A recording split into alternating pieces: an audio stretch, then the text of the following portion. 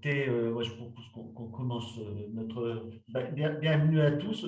Très vitement, je me présente, donc Dominique Dumont, je suis premier vice-président de l'Association des maires de France, association à l'origine de cette démarche, hein, d'essayer de voir comment on pouvait euh, ensemble, donc avec l'ensemble des acteurs de la santé, travailler avec, c'était un peu comment dire, le thème du moment sur le plus petit dénominateur commun et trouver ensemble des solutions d'accès aux soins, que ce soit en milieu rural, parce que nous, c'est l'association des maires ruraux, mais pas que en milieu rural, à la ville également, en banlieue, dans les petites villes, les grandes villes, etc. Parce qu'on voit bien. Bonjour à tous. Bon, Voici Dany nous rejoint également. Est-ce que c'est en salle aussi? Voilà.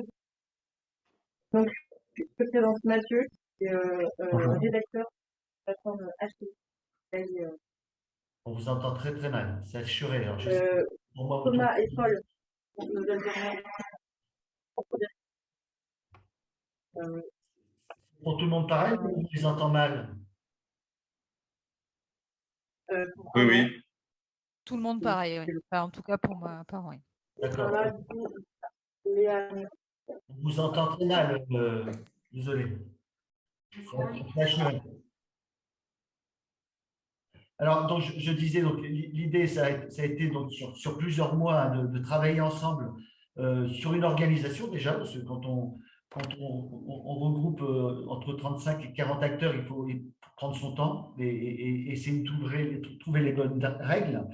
Et donc, cet échange ce matin, c'est pour présenter les les premiers retours de ces échanges, donc avec une idée toujours précise, hein, c'était de faire en sorte que les propositions qu'on puisse faire sortir du groupe soient applicables rapidement, qu'elles fassent consensus de manière à ce que tout le monde puisse s'y retrouver, que l'ensemble du groupe puisse signer les propositions et puis qu'elles soient aussi dans un intérêt d'apporter des solutions auprès de nos concitoyens pour avoir des solutions d'accès aux soins qui ne se dégradent peu ou le moins durement possible.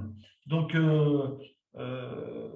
on a évidemment ici des citoyens sans médecin, des patients, des infirmiers, des urgentistes hospitaliers, des médecins, des organisations professionnelles, des ambulanciers, pompiers, internes, des médecins hospitaliers, des kinésithérapeutes, des étudiants en médecine, des hôpitaux de proximité, des centres de santé, des pharmaciens, des chirurgiens dentistes, des sages-femmes, biologistes, orthophonistes, mutuelles et élus. Donc tout ce beau monde a durant 8 à 9 mois travaillé sur le sujet et donc, nous sortons nos 4 premières propositions avec une idée en tête, c'est qu'à la rentrée de septembre, une fois que les élections seront passées, parce que l'idée, c'est bien sûr d'interpeller les candidats aux élections, hein, c'est aussi l'objectif de ce groupe, mais l'idée, ce serait de faire en sorte que ce travail se poursuive tous ensemble pour voir si, en continuant à se rencontrer, à échanger, avec des organismes qui ne sont pas forcément cette habitude hein, de se croiser et d'échanger ensemble, de voir si on peut continuer à produire et apporter des solutions à cette difficulté d'accès aux soins qui est assez prégnante hein, en France et qui risque de continuer à se dégrader dans les années à venir. Donc, je vais m'arrêter là dans mes propos et peut-être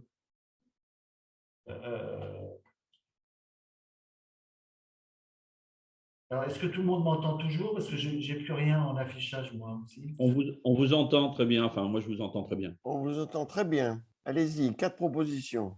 Et donc, 4 propositions pour permettre voilà, à ce groupe de montrer son utilité et l'intérêt de contribuer les choses. Alors, la première proposition, je vais laisser le soin à...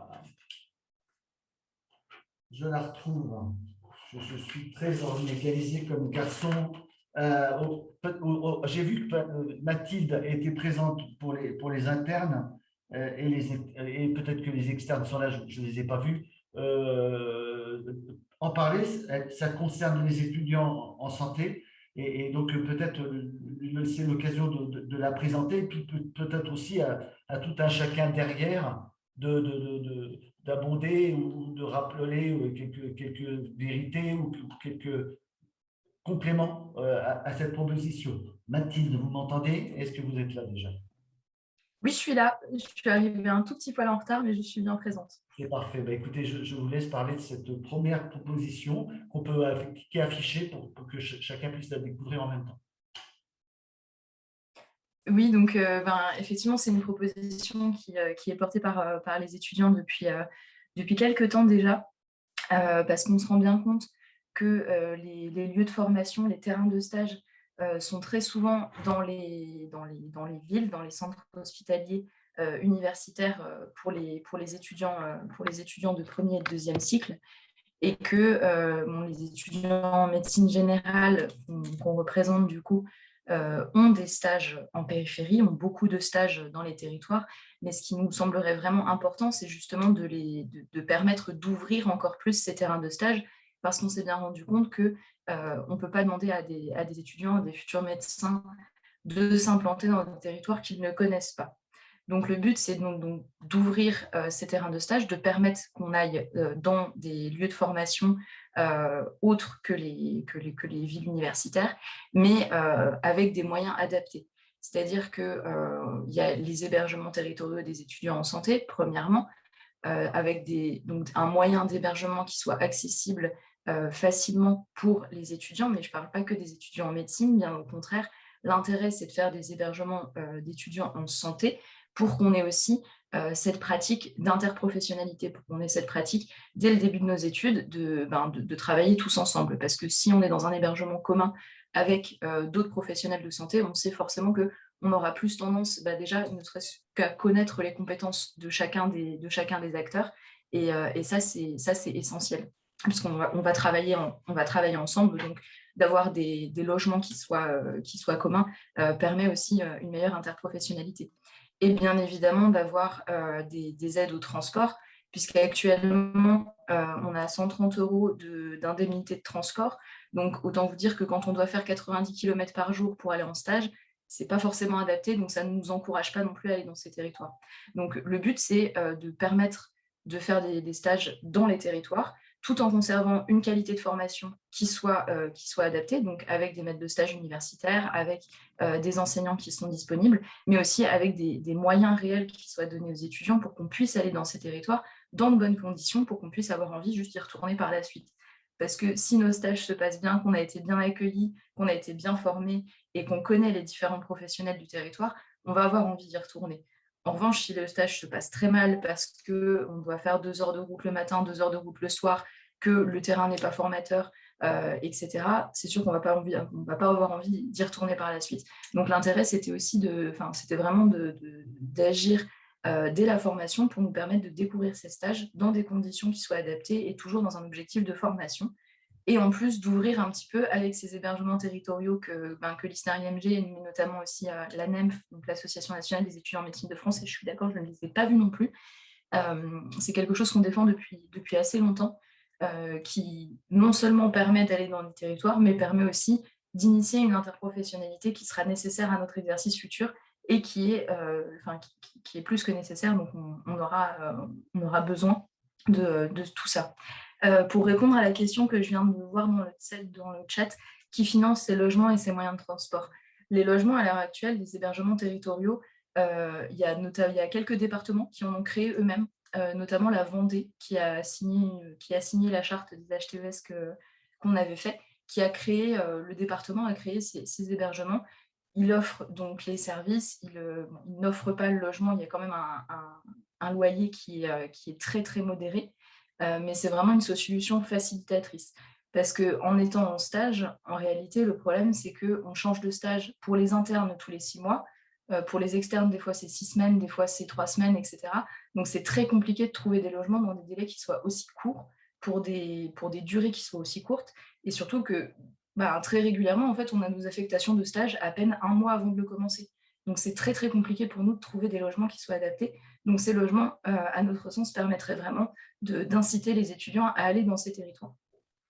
Et pour le transport, à l'heure actuelle, c'est une indemnité forfaitaire qui est financée sur nos salaires directement, sur nos fiches de paye par l'ARS, etc., via toute la rémunération des internes.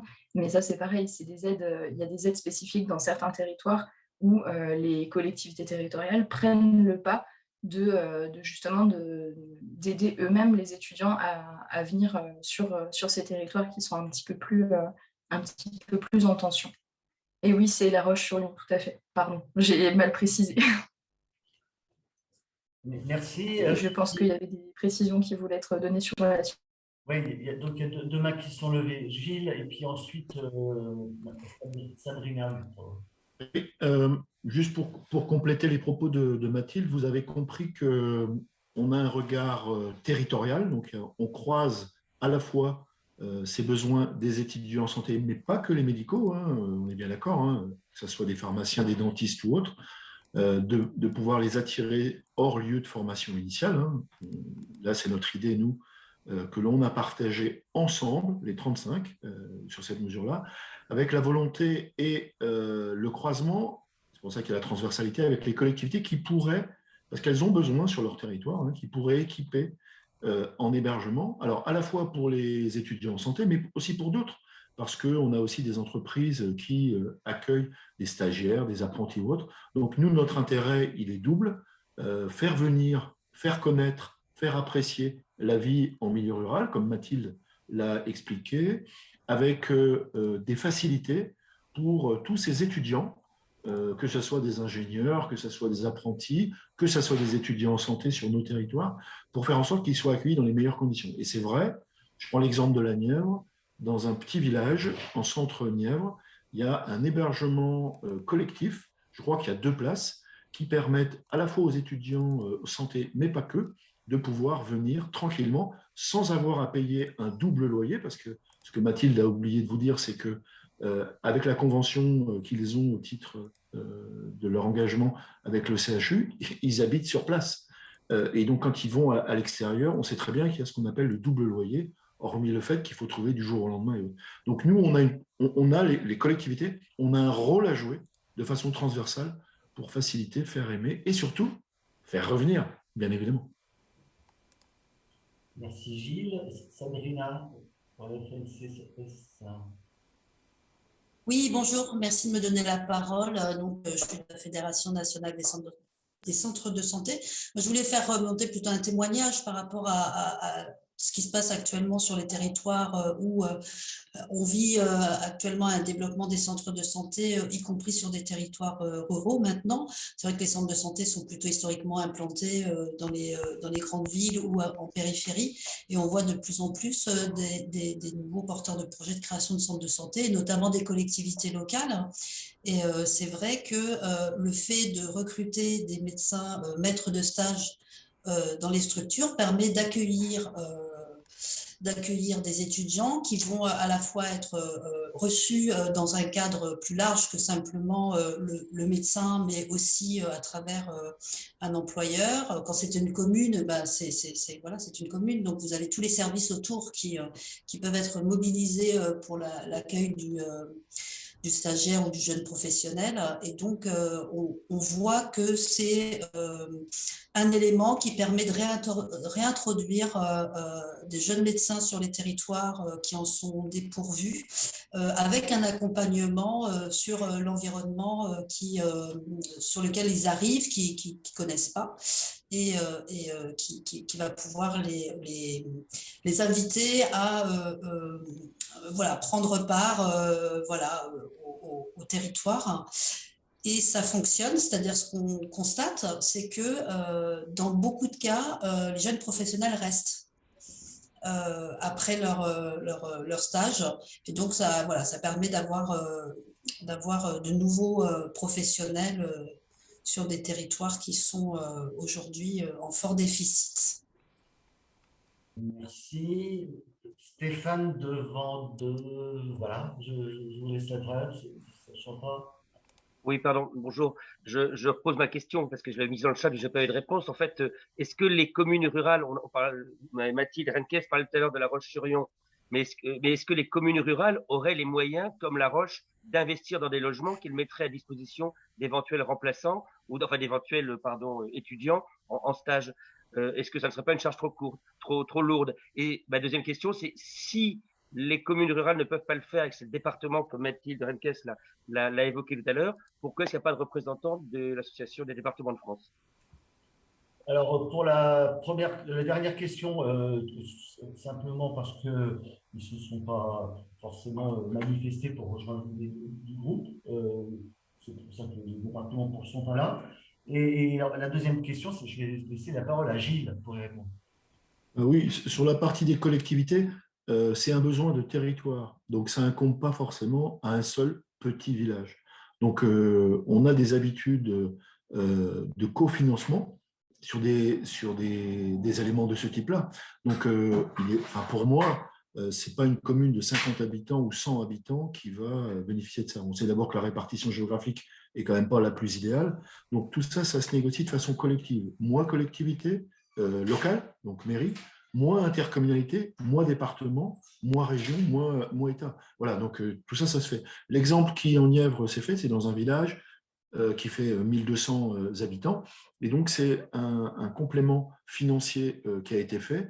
Et le choix de ce village a été pour être à équidistance entre un lieu avec un centre hospitalier et un autre lieu. Voilà, donc il y a une organisation territoriale qui se fait. Donc, pour nous, bien évidemment, il y a un coût, mais il y a un intérêt territorial. Donc, c'est comme ça que généralement que l'on fait, en n'essayant pas de se débarrasser sur son voisin d'une dépense qui est un sens unique. C'est ce que je dis. Et ce n'est pas que pour les étudiants en santé, hein, je répète aussi. Hein. On a aussi des entreprises industrielles en milieu rural hein, qui peuvent être intéressées ou qui ont des besoins et qui permettront d'attirer des jeunes volontaires sur leur territoire parce qu'il y aura une facilité d'hébergement. Dans mon village, 1300 habitants, la mairie a mis par convention à une entreprise industrielle de 50 salariés une maison en baissant le loyer initial, hein, c'était un logement communal, pour 2 ans. Et donc, ils ont attiré un apprenti, alors c'est un compagnon hein, du devoir, hein, anglais et une jeune femme du Gard. Ce qui fait que l'offre a été pourvue tout de suite. Donc, vous voyez, on organise de façon territoriale.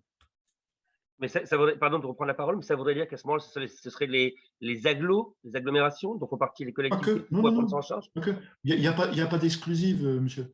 C'est à nous, localement, c'est ce que j'ai un peu mis dans la réponse de est-ce qu'il y a une obligation d'installation derrière. On s'adapte sur les territoires. Et puis, les relations que l'on a entre nous font que, oui, quelquefois, on peut confier la dépense à un tiers, mais quelquefois, on peut aussi contribuer et verser au pot. Donc, non, il ne faut pas rejeter sur un tel ou un tel. Il faut faire ça de façon transversale. L'étudiant en santé qui va venir, il ne va pas rester que dans le village. Il ne va pas accueillir que des gens du village ou autre. Donc, il faut une logique transversale. C'est un peu ce que j'ai tenté de vous expliquer ça. L'intérêt, il est beaucoup plus large que le seul village dans lequel les jeunes vont être hébergés. Avant de laisser la parole à Mathilde et puis ensuite à la CCDM, je voudrais juste dire qu'il ne faut surtout pas qu'on se bloque dans des organisations très cloisonnées. Il faut laisser l'initiative locale. Les départements, les territoires ne sont pas tous construits de la même manière. On a des zones de montagne, on a des zones littorales, peu denses ou très denses. Donc, à chacun dans son territoire, que ce soit à l'échelle du département, de l'EPCI, pourquoi pas aussi certaines zones en région, que le travail doit se faire en commun pour arriver à coller aux besoins au plus près et suivant les situations qui sont souvent très différentes. Je voudrais juste dire également que en fait, nos propositions sont construites d'une manière très large et évidemment, on le verra dans la proposition numéro 2, il y a un travail ensuite à réaliser hein, pour que les choses soient plus finement définies, un travail de concertation avec l'État également, hein, pour que derrière les choses soient très bien bordées et nous permettent d'avancer. Mais on s'est contenté, nous, dans le travail de groupe, c'est de faire des propositions comme elles sont construites là, et évidemment après à charge de l'État et des ministères de les travailler et de faire en sorte qu'elles soient applicables partout. Donc Mathilde. Merci. Oui, non, je voulais juste revenir sur le fait que déjà, c'est aussi ça l'intérêt d'avoir ce groupe, de permettre de diffuser au maximum cette idée pour l'adapter, justement, avec les retours de tout le monde. Et c'était ça qui était particulièrement intéressant dans ce travail, parce que justement, on peut trouver des arrangements. Et c'est vrai que là-dedans, c'était particulièrement intéressant d'avoir justement ce groupe qui s'est constitué pour avoir l'entièreté des visions possibles et l'entièreté des choses qui sont possibles, parce que nous, chacun dans nos coins, on a peut-être des visions un petit peu biaisées par le fait qu'on n'a pas l'ensemble des données, donc c'était parfait justement de pouvoir en discuter avec tout le monde. Et je voulais aussi revenir, parce qu'il y a une question qui a été posée dans le chat sur la qualité de l'encadrement par les MSU. C'est une question qui est pour le coup très médecine. Le problème, effectivement, des remplacements déguisés, c'est quelque chose qu'on a beaucoup. Et c'est pour ça qu'on continue à insister sur la qualité de la formation et qu'on continue à insister sur la qualité de la formation des maîtres de stage qui doit se faire. Et ça, après, c'est en fonction des agréments de stage, en fonction d'autres choses. Donc, le but, c'est aussi de former les MSU et de former les MSU partout sur le territoire pour qu'ils soient après en capacité de bien accueillir les étudiants. Donc voilà, c'était juste les deux petites précisions que je voulais apporter. Merci, Monsieur Collado. Oui, s'agissant des contreparties à notre connaissance pour le transport, l'hébergement, il n'y a pas de contrepartie. C'est vraiment une organisation des collectivités territoriales. Finalement, la réponse a partiellement été faite, puisque ce sont des besoins territoriaux. C'est un projet territorial, donc c'est aux collectivités locales de s'organiser. Dans le département de l'Orne, il y a une aide au transport par le département. Par ailleurs, pour certaines communautés de communes ou agglos, il y a dans des pôles de santé parfois un hébergement. Hein, c'est une chambre avec une cuisine. Donc, c'est vraiment en fonction de l'organisation territoriale, puisque la santé n'est pas une compétence d'une collectivité en particulier.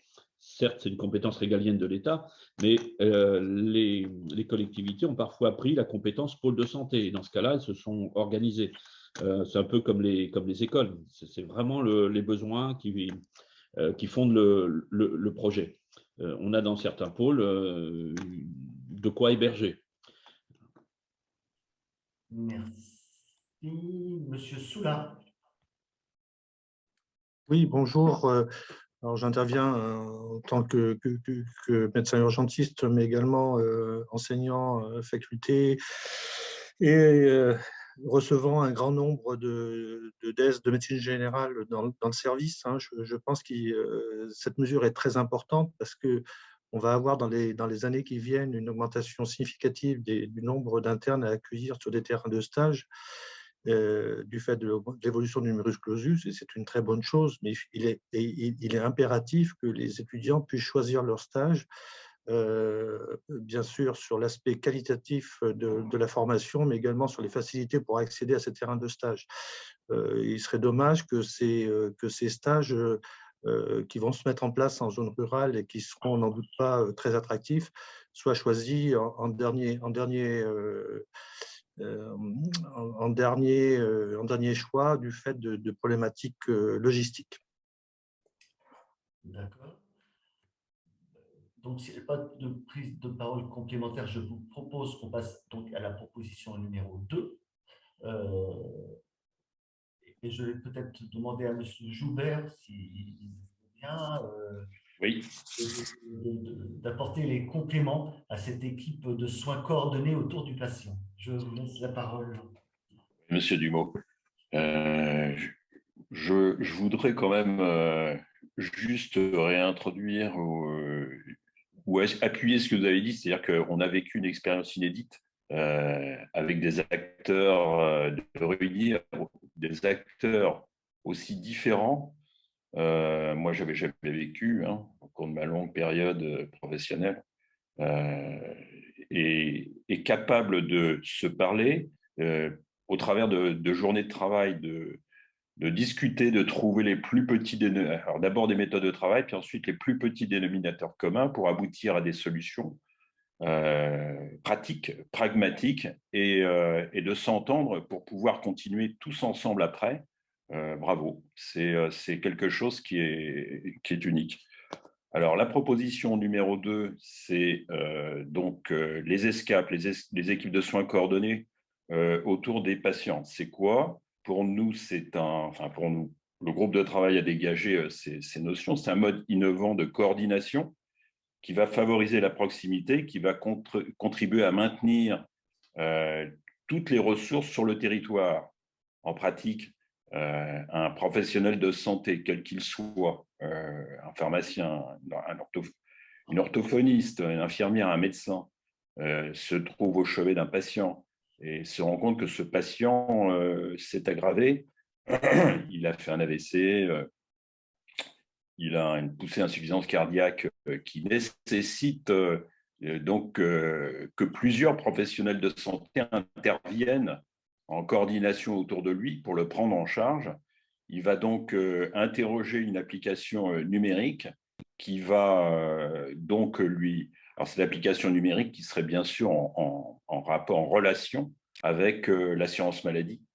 Et donc, l'application va être comparée à les items de l'état de santé de ce patient, va être comparé vont être entrés dans cette application qui contient une grille numérique d'évaluation.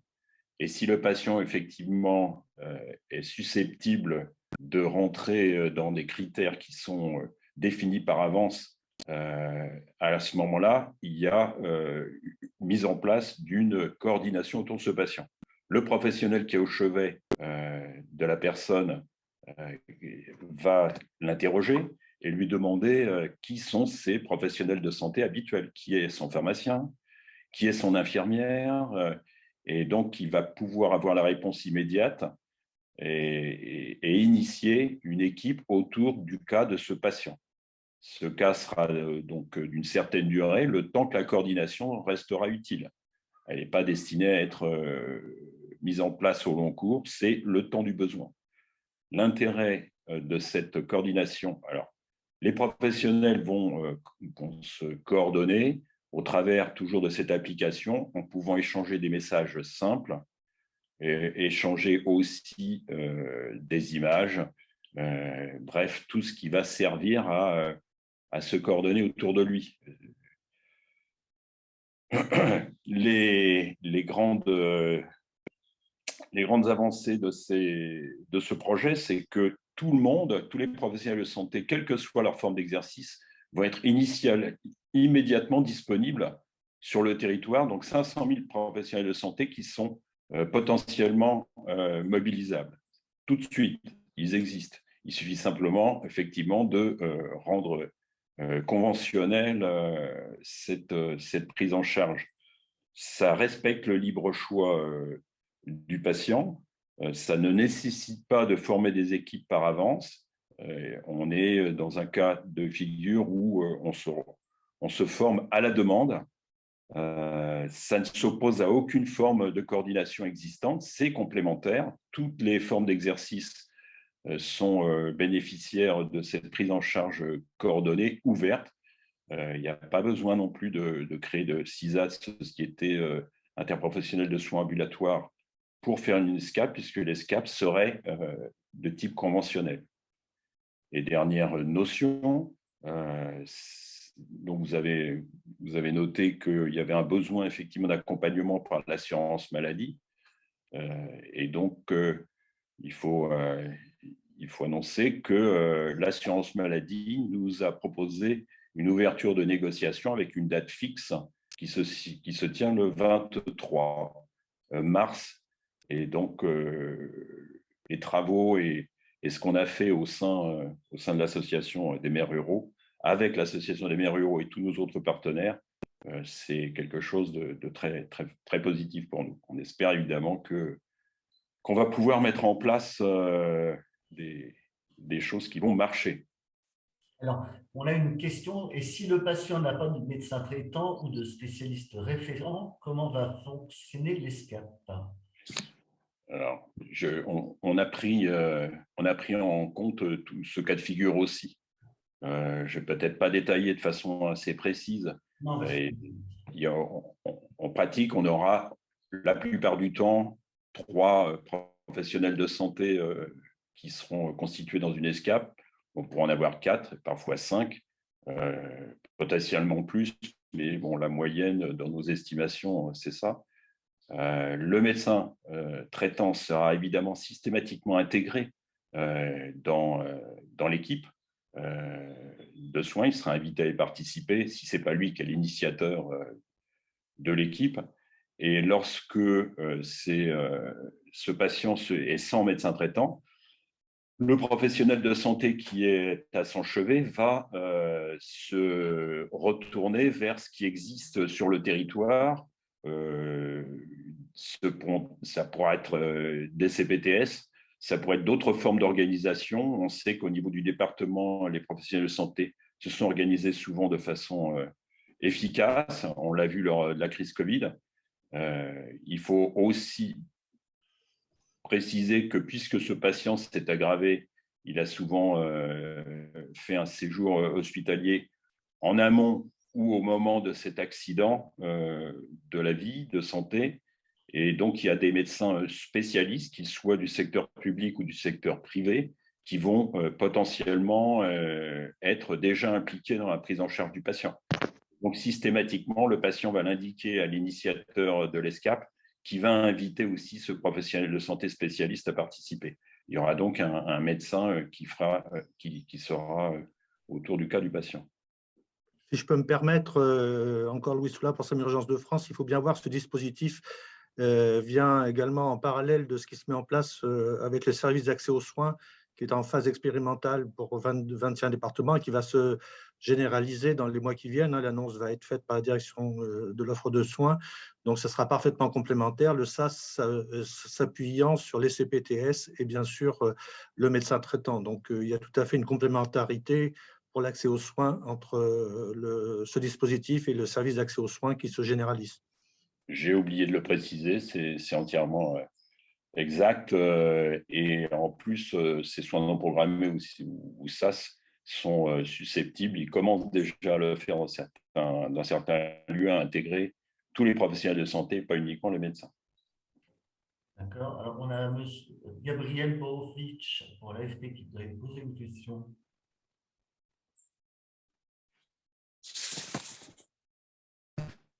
Allez-y. Vous m'entendez, monsieur Borovic? On ne vous entend pas. Si vous avez levé là, c'est bon. C'est bon? Là, c'est bon. C'est parfait. Bonjour. Ah oui, Gabriel Borovic pour l'agence France Presse. Juste parce que vous avez évoqué les CPTS. Ça fait 3 ans que le politique et l'administratif en font leur priorité en termes d'organisation, de structuration des soins de ville. J'ai du mal à voir comment l'ESCAP, le projet d'ESCAP que vous portez, que vous n'êtes pas les seuls à porter d'ailleurs, puisqu'il y a pas mal d'autres organisations qui ne sont pas dans votre collectif aujourd'hui qui soutiennent aussi, comment ça s'articule. Moi, de ce que j'en comprends, c'est que les professionnels de santé libéraux ne veulent pas, par principe, par essence, que ce soit structuré par l'administration, ils veulent s'organiser eux-mêmes. Et donc, je vois ça comme un moyen, sinon de substitution, ou en tout cas de manière de court-circuiter les CPTS. Mais peut-être que je me trompe. Ce n'est pas une volonté de court-circuiter, hein, je le replace dans son contexte. Les CPTS sont des modes d'organisation. Elles ont d'ailleurs un financement pour ça. Donc, elles organisent le territoire. Mais là, ce n'est pas du tout, effectivement, vous avez raison dans ce que vous dites. Nous, ce n'est pas une volonté d'organiser, c'est une volonté de faire, hein, de l'effection. Et donc, une CPTS qui organise, de toute façon, elle aura besoin d'effecteurs. Là, en l'occurrence, on a voulu une prise en charge qui part du terrain, qui soit vraiment transversale, qui soit ouverte à tous les professionnels de santé. disponible pour tous et pour tous les patients, respectant le libre choix, et qui utilise des outils très simples. Hein. C'est un WhatsApp de santé, en fait, notre application. Et donc, le cas de la référence CPTS que j'ai faite est uniquement dans le cas des patients qui se retrouveraient sans médecin traitant, pour ceux auxquels on va rechercher une solution. Et pour peu que certaines CPTS aient mis en place des réponses par rapport aux besoins qui existent, ça fera partie des ressources vers lesquelles on pourra se retourner si de soi-même, on n'a pas la réponse. Parce que justement, nous, notre but avec les ESCAP, c'est de mettre à disposition tout le tissu de la proximité libérale et des professionnels de santé de France ensemble. C'est à eux, ils ont leur propre réseau, et c'est de mettre ça à disposition de la population française. Oui, bonjour Philippe Leduc, j'ai une question. Qu'est-ce qui vous fait dire que tous les professionnels, les 500 000 professionnels de santé vont se saisir comme ça, comme un seul homme, des ESCAP? Et si première question, sur le papier, ça paraît en effet formidable, pourquoi l'assurance maladie freine des 4 pieds et pourquoi ça ne se met pas beaucoup plus rapidement en place? Est-ce que c'est un problème de coût, d'idéologie? Donc voilà, première question, pourquoi les médecins, tous les professionnels de santé se saisiraient tout d'un coup des ESCAP? Parce qu'on sait que les professionnels de santé, ils sont quand même chacun dans leur cabinet. Et deuxième question, pourquoi freine l'assurance maladie? Réponse à la première question, il faut rendre ce système conventionnel, ou en tout cas réglementaire. Il faut qu'il y ait un accompagnement. Alors nous, on le voit conventionnel à partir du moment où vous avez, comme vous avez une rémunération aux honoraires, il y aura une rémunération à participer aux ESCAP. Ça va être aussi le but de notre rapprochement avec l'assurance maladie. Pourquoi l'assurance maladie, jusqu'à présent, n'avait pas donné suite? On s'est interrogé, on s'est posé la question, on ne sait pas si c'est une question uniquement d'organisation, de volonté d'organiser le terrain selon son propre modèle, sans écouter d'autres propositions, ou bien si véritablement c'est un sujet uniquement financier pour elle. Je ne pense pas que ce soit un sujet uniquement financier, puisqu'on pourra mettre en regard d'ailleurs sur l'autre plateau de la balance les évitements des passages aux urgences, et encore plus que les passages aux urgences, les évitements d'hospitalisation de tous ces patients qui se retrouvent aux urgences parce qu'il n'y a pas eu d'autre solution. Là, vraiment… Oui, excusez-moi, même si les médecins sont payés pour rentrer dans une ESCAP, qu'est-ce qui vous fait dire qu'ils vont tous se précipiter sur ce système? Les médecins, tous les professionnels de santé, hein, pour commencer. Tous les professionnels de santé qui participent aux ESCAP, qui doivent être, on va dire, accompagnés financièrement pour les mettre en place. À partir du moment où c'est conventionnel, vous le mettez en place, monsieur Leduc. Je ne sais pas quoi vous répondre. Je pense que c'est une question aussi que vous pouvez poser. Vous pourrez poser à l'assurance maladie sur les freins qu'elle a mis à ouvrir des négociations sur ce thème. Madame Vitron-Miel. Oui, je ne sais pas comment on va…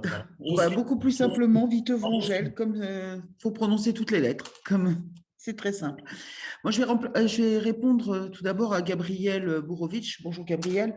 En fait, ce n'est pas antinomique, les CPTS, les ESP, les MSP, les ESCAP. C'est un système de poupée russe. La CPTS, elle est au niveau du territoire, avec des missions extrêmement claires sur l'accès à un médecin traitant, sur de la prévention en cas de crise, sur les soins non programmés. Si on descend et qu'on ouvre cette poupée russe, on va trouver une autre ou deux autres poupées russes qui sont les ESP et les MSP, qui, elles, sont autour des patientèles, avec des missions autrement autres, qui sont plus proches, je dirais, de territoires plus petits, puisque c'est vraiment tourné vers des patients. mais la patientèle en règle générale. L'ESCAP, on va descendre au niveau du patient. Et en fait, il y aura autant d'ESCAP que de patients qui en auront besoin. Donc, pour répondre à la deuxième question, qui est celle de Philippe Leduc, c'est pas est-ce que les 500 000 professionnels vont s'en emparer demain, c'est est-ce qu'on aura les moyens de prendre en charge au plus près du patient, suivant les besoins du patient. À ce jour, la coordination autour d'un patient, c'est du système D. C'est le coup de téléphone, c'est le papier, c'est un bout de fax, c'est fini le cahier au lit du malade parce que tous les professionnels de santé n'y vont pas. Moi, je rappelle pour ceux qui ne me connaissent pas que je suis pharmacien. Donc, ce n'est pas moi qui vais aller le plus souvent auprès du patient à son lit pour voir si l'infirmier a mis quelque chose sur un cahier de coordination. Le but, c'est d'avoir financé par l'assurance maladie un outil qui permette aux professionnels de santé, quand si le patient en a besoin, et on ne va pas parler de la grille d'inclusion et de qui l'inclut, mais si un patient en a besoin, tous les professionnels de santé intervenant auprès du patient, par un système simple, on a cette espèce de lien qu'on pourrait dire le cahier de coordination qui sera l'application de coordination, où l'infirmier passe et trouve que la plaie n'est pas très bien, ou alors il trouve que l'état s'est dégradé par rapport à la veille, et il met un mot, et tous les autres professionnels de santé de l'équipe sont au courant. Peu importe qu'il intègre, puisque c'est celui qui va, le professionnel de santé au plus proche du patient, qui va dire ce patient aurait besoin, et donc je vais faire la grille d'inclusion, et là je vais prévenir, je vais demander au patient tous les professionnels qui gravitent autour de lui. Et puis, le jour où le patient n'en a plus besoin, l'ESCAP se dissout de fait, puisqu'on n'a plus besoin de cet outil de coordination, parce que le patient va mieux et il est sorti de sa phase de coordination.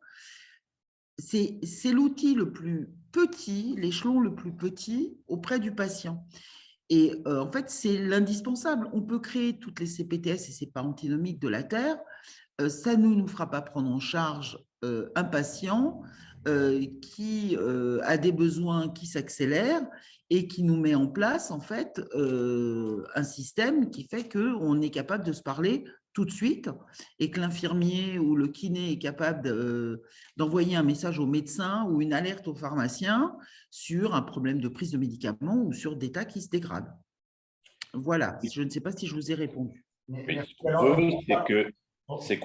qu'on veut, c'est qu'il n'y ait plus aucun professionnel de santé ne se retrouve isolé face à la prise en charge d'un patient, et que tout patient aura accès à un professionnel de santé qui pourra répondre à son état de santé où qu'il se trouve sur le territoire. On a encore tous un pharmacien chez qui on va régulièrement, une infirmière, son médecin traitant quand il existe. Juste pour que chacun essaie de rester le plus concis possible, parce qu'on a encore 2 propositions à voir, et si on veut que les journalistes présents restent jusqu'à la fin, ça serait bien qu'on avance. Alors, M. Collado, M. Bourg-Après, et puis on passera à la proposition 3, et si des journalistes ont des questions beaucoup plus précises à poser, il sera peut-être intéressant de le faire après la conférence de presse en direct par téléphone. Monsieur Collado. Oui, concrètement, donc une partie des réponses ont été faites par madame. Concrètement, comment le patient fait-il pour accéder à cette équipe? Parce que sur la proposition, c'est le professionnel de santé présent aux côtés du patient qui déclenche. Mais le patient lui-même peut-il déclencher? Comment concrètement? Expliquez-nous, parce que j'ai encore du mal à voir comment pourrait fonctionner concrètement cette équipe à partir du patient, puisque c'est bien à partir du patient. Si l'état de santé du patient s'est aggravé, il va nécessairement aller chercher des médicaments chez le pharmacien, ou bien il sortira de l'hôpital avec une prescription avec des soins à faire. Et donc, il y a un professionnel de santé qui va forcément se retrouver au chevet. C'est le professionnel de santé qui, lui, va initier l'ESCAP. Monsieur Bourg. Grâce à des outils conventionnels. Oui, vous m'entendez? Oui. Oui. de façon synthétique, mais je trouve que nos échanges sont particulièrement intéressants, à commencer par l'interpellation de Monsieur Leduc. Sur le territoire, il y a deux besoins essentiels de coordination.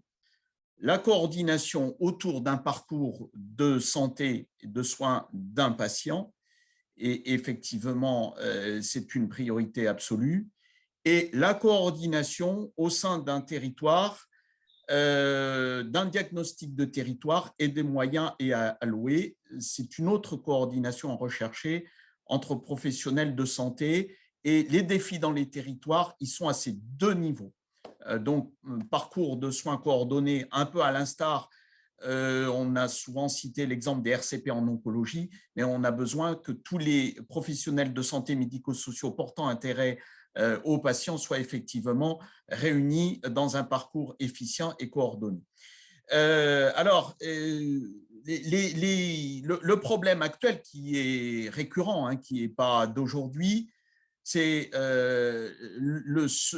cette fameuse structuration en silo, hiérarchie État assurance maladie, exercice libéral, exercice salarié, ESCAP, maison de santé, CPTS, et il faut humblement reconnaître que je pense que personne n'a la taille et l'efficience critique et reconnue de tous pour emporter le mouvement. Donc, bon, je ne vais pas rentrer dans les propositions de l'Ordre des médecins, ce n'est pas le sujet du jour, hein, mais c'est effectivement pour ça qu'il faut créer les conditions de dialogue et inciter les professionnels de santé et les usagers de la santé au plus près des territoires, vraiment en fonction des réalités de ces territoires, et les réalités sont très hétérogènes, à créer les besoins d'un dialogue et les inciter. Ça peut être notamment par la vie conventionnelle, mais pas que, puisque les médecins hospitaliers, eux, il faut les intéresser autrement, à ce que ces coordinations, tant dans le parcours de soins patients que dans le diagnostic des territoires et des moyens à y allouer en fonction des réalités de chacun des territoires, il faut vraiment effectivement fortement inciter à créer du lien, de la transversalité, qui pour le moment, on est un peu dans le mythe de Sisyphe. Force est de constater que pour le moment, c'est un objectif qui n'est pas encore bien atteint. Merci. Merci. Je propose qu'on passe à la proposition numéro 3, s'il vous plaît. Alors, ça peut se faire à plusieurs voies. La partie collectivité pour la NRF avec Gilles peut-être, et puis quelqu'un d'autre qui voudrait argumenter et expliquer un peu le travail, le cheminement qui nous a fait amener cette proposition numéro 3. Je vous laisse la parole. Vas-y, Gilles. Alors oui.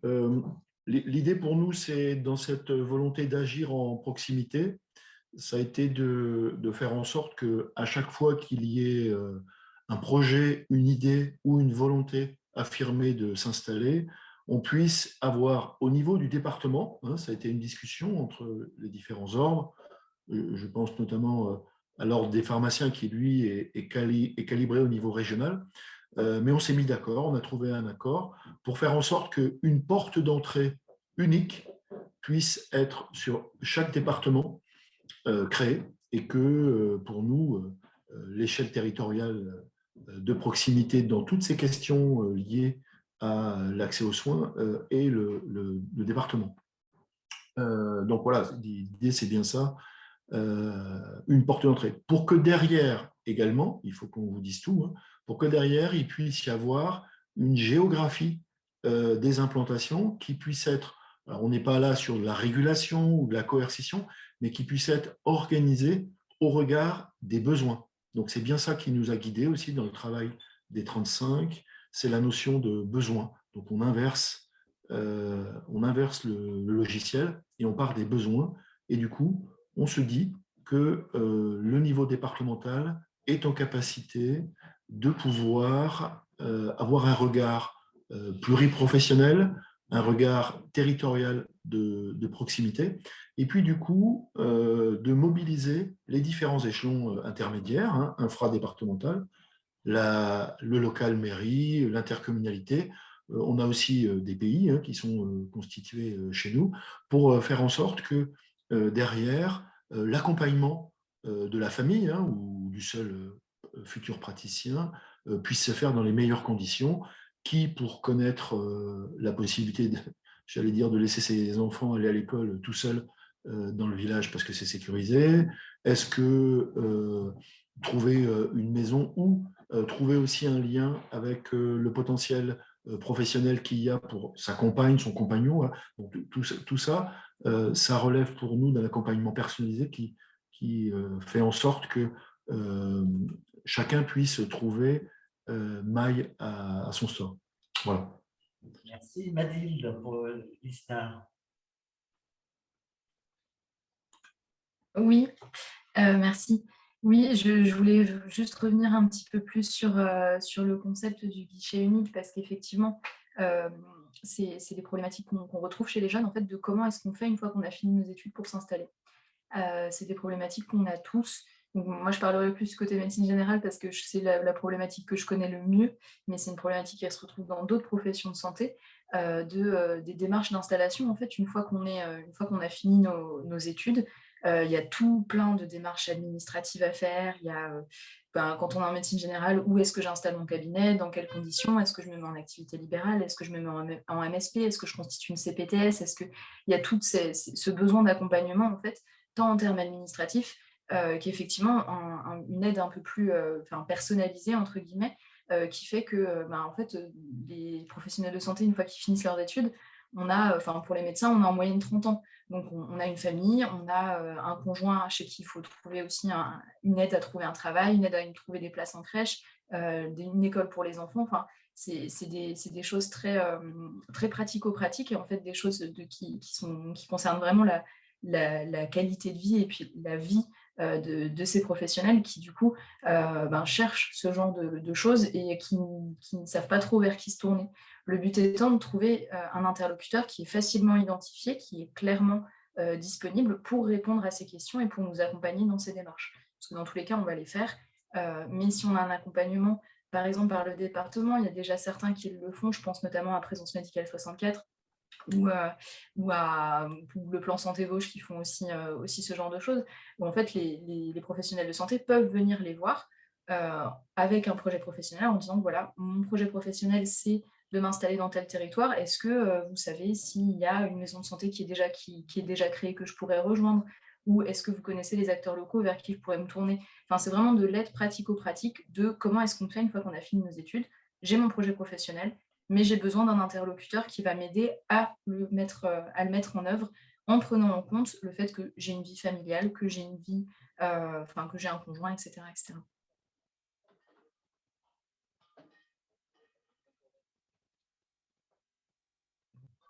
Votre micro n'est pas... On ne vous entend pas, Monsieur Dumont. Ouais. Pardon, excusez-moi. On a une question est-ce que ça ne double pas avec le guichet unique présenté dans la première proposition? Est-ce qu'on ne pourrait pas... Voilà, c'est une question qui est posée. Est-ce que ça... Moi, j'ai donné quelques éléments de réponse. On agit en complémentarité de l'administration, on est des facilitateurs locaux, et puis au niveau local, on en sait juste un tout petit peu plus de ce que les agences régionales de santé ont en tête. Donc, honnêtement, ça complète, ça enrichit, et puis surtout, ça permet, parce qu'on discute, ça permet de développer aussi le vivre ensemble. Donc, c'est un peu cette idée-là. Donc, moi, je vois pas de doublon par rapport à ça. Au contraire, je vois un enrichissement qui puisse se faire. Et vous voyez, l'échelon départemental pour cette porte d'entrée correspond à ces délégations départementales qui ont été créées. Et si je peux me permettre de compléter, effectivement, l'accompagnement qui est vraiment personnalisé, c'était quelque chose d'important que les ARS actuellement ne peuvent pas forcément faire pour l'ensemble des professionnels de santé, parce que c'est un peu un autre souci. Mais au niveau départemental, ce qui est intéressant, c'est qu'il y a vraiment une connaissance du territoire qui est là, ce qui n'est pas forcément le cas de structures un peu plus importantes. Donc le but, c'est effectivement de pouvoir passer par l'ensemble des acteurs qui pourront nous donner des pistes et qui pourront nous aider à nous installer là où on le souhaite. Merci. Je propose qu'on passe à la proposition. Une petite question de Philippe Leduc. À votre avis, c'est le département en tant que collectivité territoriale ou c'est les délégations départementales des ARS? Non, moi, je viens de répondre, monsieur Duc, excusez-moi, j'ai été un petit peu plus rapide. J'ai marqué le conseil départemental quand il est volontaire. Ça nous semble plus logique parce qu'on y est mêlé, nous, en tant qu'élu local. Après, c'est, j'allais dire, sur chaque territoire, une architecture qui va se caler. On n'est pas dans de la coercition, hein, je le redis. Donc moi, ça me semble être le conseil départemental, mais dans la mesure où il a envie de le faire, entre guillemets, si je puis m'exprimer ainsi. On est bien aussi dans du volontariat. Oui, alors monsieur Collado, par contre, merci de rebaisser vos mains, parce qu'après, on ne sait pas si vous avez repris la parole. Donc, monsieur Collado. D'accord. D'accord. Alors, cette proposition est intéressante dans la mesure, et j'ai entendu M. Noël nous dire que c'est un renversement hein, des choses, puisqu'on part des besoins des territoires. Mais il a eu du mal à prononcer le mot finalement de régulation. Hein. On serait bien dans une forme de régulation, puisqu'on part des besoins du territoire pour essayer d'y répondre. Hein. Moi, et nous, dans l'association de citoyens contre les déserts médicaux, on n'est pas du tout pour la coercition, mais pour une forme de régulation qui aide à l'installation. Et là, vous avez raison, qui aide à l'installation, mais avec les collectivités territoriales. Il me semble important qu'on y mette les collectivités territoriales, notamment la maille départementale. Il y a des départements qui se sont emparés de cette question-là. Pour l'association, moi, je suis dans l'ordre. Et le département a créé un centre départemental de santé avec des agents dédiés qui travaillent sur cette question-là. Il y a des médecins salariés, mais il y a aussi des accompagnements pour les internes, pour le transport, etc., les mobilités. Ce qui nous intéresse dans cette proposition-là, c'est qu'on part des besoins des territoires. Et ça veut dire que c'est l'ARS, c'est sa délégation départementale, mais c'est surtout les collectivités territoriales qu'il faut y associer. Département, vous avez raison, et aussi EPCI, enfin les communautés de communes, agglo, etc., puisque souvent, elles participent aux projets hein, locaux. C'est elles qui financent ou qui construisent en grande partie les pôles de santé, les maisons médicales, etc., puisque c'est souvent elles qui ont pris la compétence.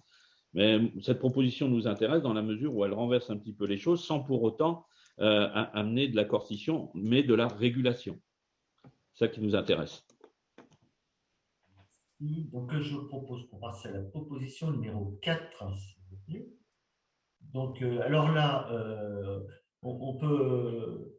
alors, les infirmiers qui voudraient expliquer un peu le travail fait et l'idée hein, qu'on s'est fait de ce document.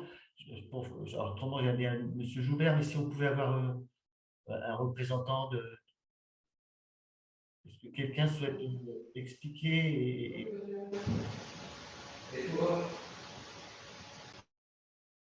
Non, personne. Un kiné peut-être. Un kiné. Un kiné qui se sent ou a envie d'apporter son regard, le travail fait pour arriver à cette proposition. Qui s'y colle? Personne? C'est pour vous, monsieur Joubert, alors allons-y. Le but dans la proposition, c'est d'être une nouvelle fois dans on ne s'interdit rien, mais on recherche des solutions qui respectent la proximité, qui donnent des solutions à ceux qui en ont le plus besoin sur le territoire. Et donc, ça sous-entend qu'on doit développer des nouvelles manières de pratiquer. Il faut que le monde, enfin, c'est pas il faut qu'on ait des solutions pour que le monde hospitalier, que le monde de la ville échange toujours plus. Il faut que les exercices dans la carrière, qu'on puisse passer d'une forme d'exercice semi-public à une forme d'exercice potentiellement libéral. Voilà. Il faut que l'évolution dans les carrières soit rendue possible, que les professionnels de santé aient accès à d'autres modes d'organisation qui puisse les faire se rencontrer. Et en disant ça, je reviens un petit peu sur ce qu'on a dit tout à l'heure lors de la proposition numéro 2. C'est-à-dire qu'on a d'un côté 4 millions de Français qui sont pris en charge par des formes de coordination et de prise en charge coordonnée, mais très organisée. Merci à la personne voilà, de couper.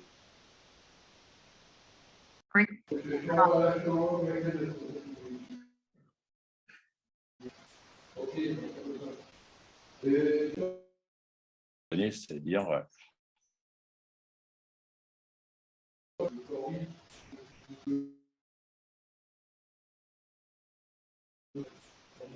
on vous entend plus, monsieur.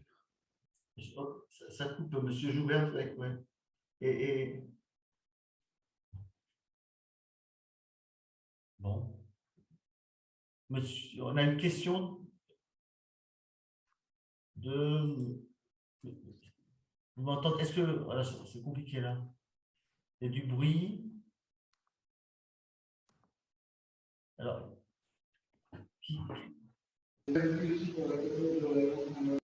Alors, j'ai l'impression qu'on a... le micro de Madame Termicien qui se met en marche régulièrement et qui vient un peu brouiller les données et les informations. Monsieur Joubert, vous êtes là? Vous m'entendez? Oui, je suis revenu, j'étais déconnecté brutalement. C'est ça. Allez-y. Oui, il faut reconnaître qu'on ne connaît pas toutes les potentialités des autres professionnels de santé, des autres professions. Il faut qu'on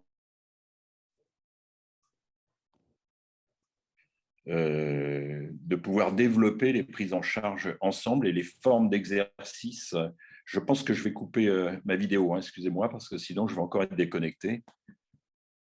Voilà, ça répond à la fois aux demandes des nouvelles générations et aussi des générations qui sont en place, notamment au niveau des territoires ruraux, des cités semi-rurales, là où il faut qu'on garde les professionnels de santé en exercice. Il faut donc leur trouver des solutions qui leur facilitent et qui leur ouvrent des horizons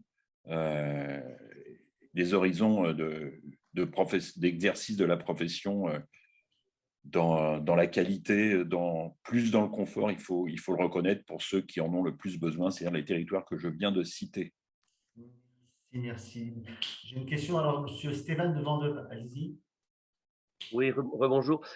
Aujourd'hui, existe un outil juridique qui s'appelle les CISA et qui permet ces compétences, enfin, cet exercice coordonné, ce partage de compétences. Est-ce que c'est suffisant ou est-ce qu'il faut inventer un autre vecteur juridique pour développer justement cet exercice coordonné et ce partage de compétences? Écoutez, Madame Vitrangel va vous répondre. Elle avait demandé la parole. Allez-y. Alors, oui, je vais compléter et puis je vais en même temps répondre à Stéphane parce qu'en fin de compte, il pose la question auquel j'allais répondre par anticipation.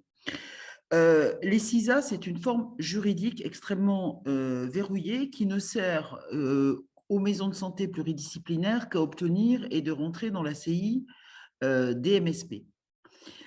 À part ça, une ESP peut faire la même chose, mais elle n'est pas en CISA. Donc, la CISA n'est pas la solution ultime, c'est la solution pour être en maison de santé pluridisciplinaire reconnue dans le cadre de l'ACI et partager le côté financier. Mais le côté organisationnel n'a pas besoin d'être en MSP. Je ne critique pas les MSP. Hein. Chacun voit la forme d'exercice coordonné qui lui correspond et qui correspond le mieux à son territoire et à sa manière d'exercer. Quand on dit développer le partage de compétences entre professionnels de santé et favoriser les exercices mixtes, il faut pouvoir qu'un pharmacien libéral puisse exercer en tant que salarié à l'hôpital, mais il faut aussi pouvoir qu'un médecin, quand je dis un médecin, c'est un professionnel de santé salarié de l'hôpital, puisse aussi exercer en libéral ou faire des remplacements en libéral, parce qu'on a besoin de faire côtoyer ces deux modes d'exercice, pour la bonne et simple raison qu'on sait très bien qu'en France, les plus gros points de rupture dans la prise en charge d'un patient, c'est entrée à l'hôpital, sortie de l'hôpital. Donc, on a besoin de se connaître, on a besoin de travailler ensemble et surtout, on a besoin de se renforcer les uns les autres et la crise Covid l'a largement démontré. Quand ce qui est du partage de compétences, est-il normal qu'une femme qui a un problème de cystite ait accès à la phosphomycine sous protocole et en partage de compétences entre son médecin et son pharmacien uniquement s'ils sont en maison de santé pluridisciplinaire et donc sous une forme juridique, la CISA? Ça, c'est ce qu'on explique dedans, c'est qu'il faut partager les compétences, quel que soit notre mode d'exercice. C'est quelque chose qui doit se généraliser de manière à ce qu'il y ait un accès aux soins identiques partout sur tout le territoire. Et comme on n'est pas le même nombre partout et qu'on n'est pas répartis de la même manière partout, il faut qu'on ait des ponts entre nous, professionnels de santé, de manière à ce que le patient ait les mêmes chances, qu'il soit au fin fond de la Creuse, ou qu'il soit en Seine-Saint-Denis, ou qu'il soit en Bretagne. Pour faire un clin d'œil à Stéphane. Merci. Alors, Madame Guinoiseau. Oui, bonjour, Sophie Guinoiseau, présidente de la Fédération des établissements de santé de proximité. Donc, je rebondis sur les propos tenus. Évidemment, je vous remercie de cette démarche initiée par l'Association des maires ruraux de France. Nous sommes tout à fait partants pour continuer à apprendre à se connaître sur les liens ville-hôpital. Je représente les établissements de proximité, donc on a déjà cette culture en local assez différente peut-être de celle des grands centres hospitaliers universitaires, et nous ne pouvons qu'y gagner à travailler de manière plus proche ensemble. Qu'est-ce que ça peut signifier concrètement sur le terrain? C'est la plasticité des parcours professionnels. La plasticité des parcours professionnels, comme ça a été évoqué tout à l'heure, c'est de se dire que quand on est professionnel, on peut vouloir exercer à temps non complet, un petit temps de travail à la ville, à l'hôpital, changer au cours de sa carrière et avoir vraiment une modularité dans sa carrière qui serait adaptée et acceptée par tous. Aujourd'hui, il y a encore une trop grande herméticité sur ce point. Nos structures fonctionnent beaucoup avec des libéraux et avec des praticiens hospitaliers. Donc, à notre niveau, on apprécie ce mode de fonctionnement qui nous met en prise directe avec les problématiques de la médecine de ville. Et on souhaite bien sûr que ça continue à être porté par tous. Donc, ça rebondit aussi sur la proposition 1, sur la diversification des terrains de stage, sur laquelle nous sommes très attentifs parce que, encore une fois, se connaître, c'est s'apprécier, c'est comprendre comment on travaille ensemble, c'est partager les mêmes outils et du coup, ce sera bénéfique à qui? Aux patients. Vous avez raison. Voilà. Merci. Monsieur Godot. Oui, bonjour, donc Thierry Godot, donc je représente la conférence, je suis président de la conférence des présidents de CME de centres hospitaliers, donc l'ensemble de la diversité de tous les centres hospitaliers. Alors c'est vrai que tout d'abord, c'est avant tout des propositions orientées vers la ville, mais on a tenu à y participer parce que vraiment les relations ville-hôpital, c'est fondamental. Et le maillage territorial, tant de l'hôpital que de la ville, est capital parce qu'il y a une interrelation entre les deux qui font que le système marchera bien. Et donc, ces sujets, évidemment, auront un impact sur l'hôpital et je voulais signaler aussi sur l'intérêt qu'on a à travailler. Alors moi, je voulais réagir en effet aussi sur les exercices mixtes parce que je crois que ça concerne tous les hôpitaux, quelle que soit leur taille. Déjà, les hôpitaux, même les plus gros, ont des missions de proximité, même s'ils ne s'appellent pas hôpital de proximité, on a des missions de soins de proximité. Et on a une problématique aussi dans les hôpitaux, peut-être justement de plus grosse taille, qu'on a des patients polypathologiques avec des médecins de plus en plus spécialisés. Et nous avons besoin de plus en plus d'intervenants de médecine générale. Alors, on développe ce qu'on appelle la médecine polyvalente dans nos hôpitaux, mais je pense que dans les services de spécialité, il faut redévelopper la place de médecins généralistes qui pourraient intervenir pour gérer des problèmes un peu diversifiés, polypathologiques, que les médecins spécialisés parfois sont plus en difficulté. L'autre sujet, c'est le partage de compétences. Alors ça, je crois que ça concerne autant la ville que l'hôpital. On a un problème de carence de professionnels en beaucoup de domaines. Il faut travailler ce sujet pour vraiment définir qui fait quoi, en complémentarité, en coordination. Et je pense de mettre vraiment ce sujet sur la table pour éviter qu'on raisonne au coup, parfois par corporatisme, parfois pour répondre à un problème. Je pense que c'est un sujet collectif qui doit concerner tous les professionnels de santé, d'une part pour l'organisation du système de santé par rapport aux besoins de santé actuels, on a de plus en plus de patients chroniques, et puis aussi sur l'impact sur la formation.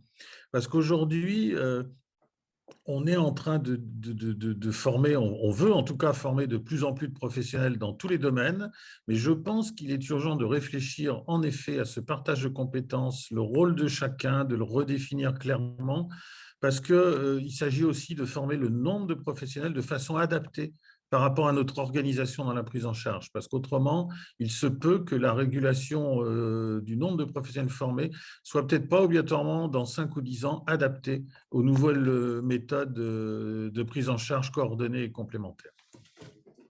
Merci. Pour les centres de santé.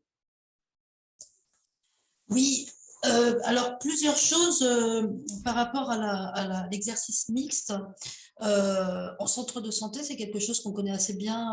Alors je parle de la médecine de ville, intraville, puisque nombre de professionnels de santé peuvent avoir un contrat avec un gestionnaire de centre de santé et à la fois avoir un cabinet libéral ou travailler en maison de santé. Donc, il y a déjà des liens, des ponts qui sont existants. Avec les praticiens hospitaliers, il existe déjà aussi des échanges parce que le statut salarié de l'hôpital et le statut salarié du centre de santé fait qu'il y a une, comment dire, il y a peut-être une culture commune et puis le fait aussi de travailler en équipe. C'est aussi une culture commune. Donc, ça fonctionne assez bien et les centres de santé qui se développent actuellement se développent avec le prisme de prendre appui sur les acteurs du territoire pour se développer et d'aller chercher les compétences là où elles existent pour pouvoir mutualiser et prendre en charge les patients au mieux sur un territoire donné en fonction de l'existant. Nous n'étant pas parfait, évidemment, je dis ça et avec toutes les problématiques que ça inclut évidemment localement sur certains territoires qui sont plus particulièrement dépourvus. Par rapport à la médecine de ville, elle est très, très majoritairement libérale. On parle d'exercice mixte, mais il y a l'hospitalier qui est salarié et puis il y a des centres de santé qui sont quand même très minoritaires. Et donc, nous, au niveau de la Fédération nationale des centres de santé, on souhaiterait que le salarié en médecine de ville soit un peu plus reconnu, et notamment dans l'inscription qui est faite de l'organisation de la médecine de ville dans les textes qui sont publiés et les textes législatifs, etc., où souvent on identifie l'exercice libéral et les centres de santé ont été longtemps très oubliés. Bon, on voit que ça évolue quand même. On voit de plus en plus que les évolutions existent. Et un dernier point, parce que je vais pas monopoliser la parole, il y a la question aussi de l'accessibilité économique à l'offre de soins, notamment alors sur la médecine générale, c'est plus le tiers payant est globalement plutôt pratiqué, mais sur les spécialités, on voit bien qu'il y a une vraie question sur l'accessibilité en médecine de ville, en tout cas sur les tarifs sur les spécialités, et il faut savoir que les centres de santé ont l'obligation des tarifs de secteur 1 et du tiers payant. Donc, du coup, ça facilite aussi économiquement pour les patients l'accès aux spécialités. Et dernière chose, non, ben je crois que j'ai... Voilà, j'ai globalement... je m'arrête là. Merci beaucoup. Devant. Oui, merci. Deux questions complémentaires. L'une pour Jocelyne Vitrevangel. Est-ce que ce partage de compétences nécessiterait pour les pharmaciens de disposer d'une arborescence un peu à l'instar de ce qui se passe en Suisse ou qui est expérimenté aujourd'hui en Bretagne? Je te renvoie un clin d'œil aussi avec l'article 51 dans le cadre du projet OSIS. Et une deuxième une question pour les kinés, je ne sais plus qui est présent, si c'est la SNMKR ou FFMKR, mais est-ce que ce partage de compétences pour les kinés nécessiterait un accès direct des patients aux kinés et donc la transformation, entre guillemets, du métier de kiné en physiothérapeute à l'instar de ce qui se passe au Québec et dans d'autres pays anglo-saxons? Je vais commencer, si vous m'entendez. Oui, c'est bon. Je vais commencer par répondre à Stéphane. Ça ne va pas se faire rapidement. Il y a deux choses maintenant, je dirais qu'on a des compétences communes les uns les autres. Si on prend par exemple la vaccination, ça peut être un infirmier, ça peut être un médecin, ça peut être un pharmacien. On a une compétence commune que le patient peut activer chez les uns, chez les autres, et c'est peu importe. Donc il y a ça, et puis il y a des compétences qu'on va dire pas déléguées, mais partagées, et je prenais le cas de la phosphomycine. Ça ne va pas se faire demain et on aura besoin de les travailler ensemble. Après, est-ce qu'on va partir que dans des arborescences comme la Suisse? Je ne pense pas, parce que ça me semble assez compliqué, mais pourquoi pas à terme. Il y aura souvent des expérimentations, puisqu'on adore expérimenter et avant de pouvoir développer, puisque notre payeur n'est pas un payeur qui aime payer en aveugle sur un système. En fait, on va le construire en commun. Ça va se construire soit au sein de l'UNPS, soit ça va se construire entre deux professions. Mais ça ne peut marcher que si les professions concernées avancent de concert. Et en aucun cas, il s'agira, et on l'a vu au niveau du Covid, et ça a beaucoup rebattu les cartes, c'est de prendre ou s'autoriser à prendre l'activité de l'un comme on pourrait s'imaginer que ça se passe. En fait, il y aura des partages de compétences voulus, partagés, et suivant les zones, suivant la population de ces zones, suivant les rapports que les uns aux autres ont, il y aura ce partage de compétences qui pourra se faire d'une manière différente entre un village et un autre, mais le tout, c'est que le patient ait les mêmes chances, où qu'il soit sur le territoire. Ça doit être notre credo. Peu importe comment on y arrive, mais le credo doit être que tous les patients, quel que soit le coin du territoire en France, qui est un territoire très particulier au niveau des professionnels de santé, aient les mêmes chances. Et c'est ce qu'on s'évertue tous à faire.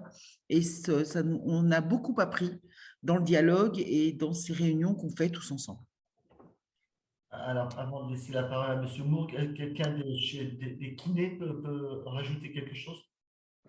Oui, je vais prendre la parole, si vous permettez. Donc, par rapport à l'accès direct des masseurs kinésithérapeutes, il y a une expérimentation de 3 ans qui va entrer en phase opérationnelle dans peu de temps.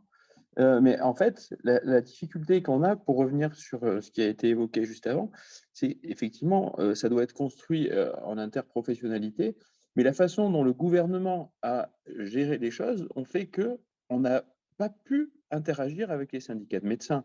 Et en tant que kinésithérapeute, nous, l'objectif n'est pas de venir prendre des prérogatives aux médecins, c'est simplement de voir évoluer le parcours patient pour le fluidifier, de s'inspirer de ce qui se fait dans beaucoup de pays anglo-saxons et qui montre qu'il y a un intérêt à la fois économique et sanitaire à ce que les kinésithérapeutes aient l'accès direct. Et donc, voilà, le cadre de cette expérimentation va permettre de voir en fait ce qui peut, parce qu'il faut adapter cette possibilité à notre système de santé, qui a ses particularités. Donc, l'expérimentation va permettre de voir quels sont les éventuels problèmes que cela peut poser et les éventuels avantages. Mais donc, l'idée, encore une fois, n'est pas de venir prendre des prérogatives aux médecins, mais de fluidifier le parcours du patient et tout en renforçant l'interaction avec le médecin, en faisant remonter les bilans et lui permettant de suivre l'évolution de son patient. Très bien, merci. Monsieur Moore, pour l'ordre des médecins. Alors, brièvement, l'attractivité du territoire pour les professionnels de santé et pour les médecins notamment, selon les enquêtes qui ont pu être faites, répondent à 3 critères. L'origine familiale du futur professionnel de santé, l'aménagement du territoire en dehors de la seule sphère sanitaire et enfin, à peu près à part égale avec les 2 autres items, la qualité du réseau sanitaire. C'est pour ça, comme ça a été dit, Thierry Godot a bien insisté dessus, je rejoins complètement. Il faut vraiment raisonner, pas seulement ambulatoire, exercice libéral. En ce qui concerne les médecins, 48% des médecins sont désormais en exercice salarié, hospitalier en particulier, 41% libéral et les 11% restants ont un exercice mixte. Donc, il faut vraiment décloisonner complètement. C'est pour ça, même si évidemment ça n'a pas empêché notre signature, on préférait plutôt le premier exercice que l'installation qui est assez connotée libérale. Alors, moi j'entends à juste titre, hein,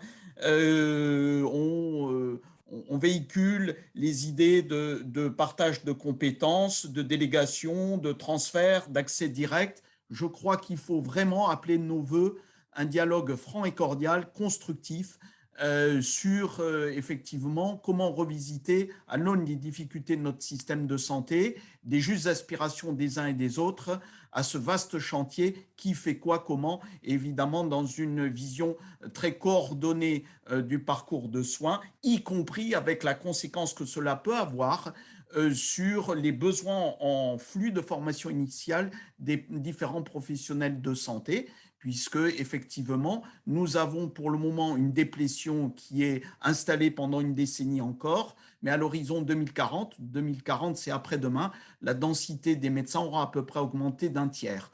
Donc, je crois qu'il faut tout mettre cela et éviter trop souvent, effectivement, que par des lobbying, des corporatismes ou des réactions trop frileuses, ces débats soient esquivés parce qu'ils sont, à mon avis, tout à fait essentiels.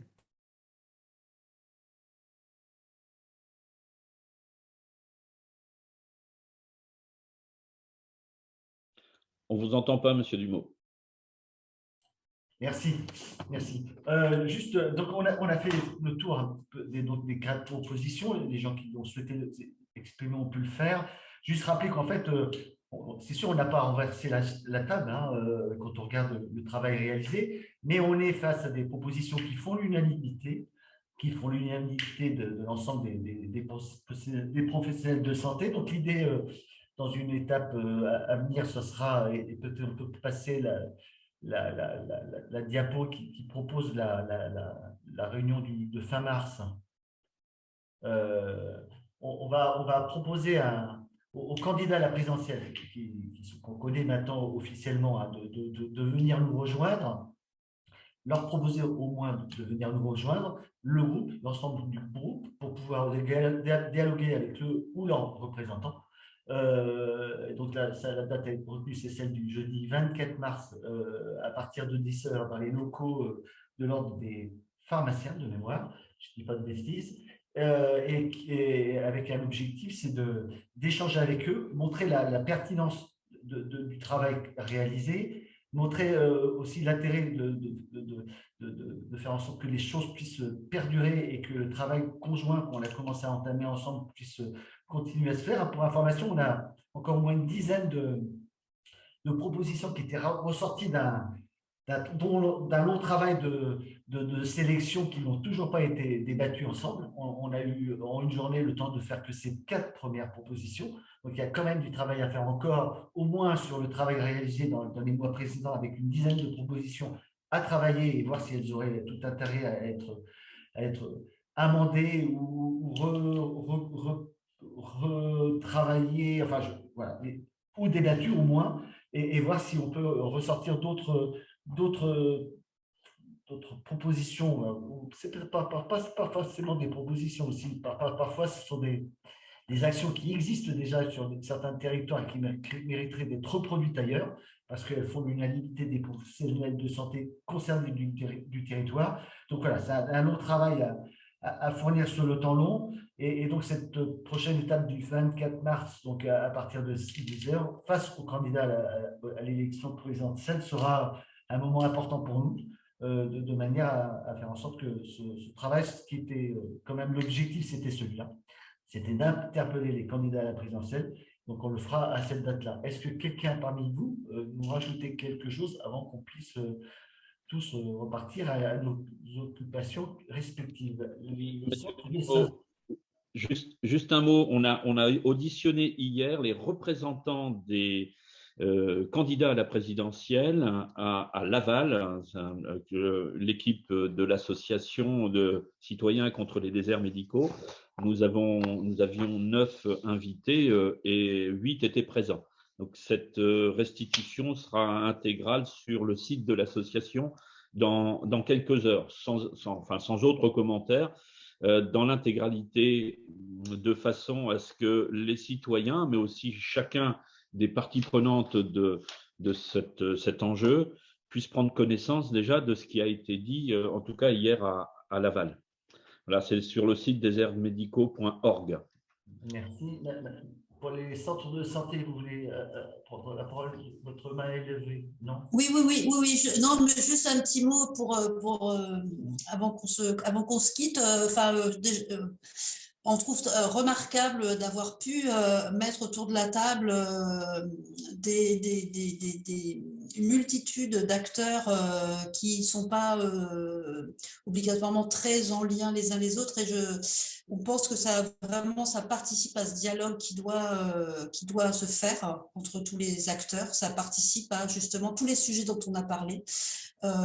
Voilà, et de sortir de la segmentation comme ça des mondes qui sont pas encore en lien et qui se construisent, et les travaux qui sont menés y participent. Donc voilà, toutes nos félicitations. Merci. Alors, je laisse à chacun le soin de communiquer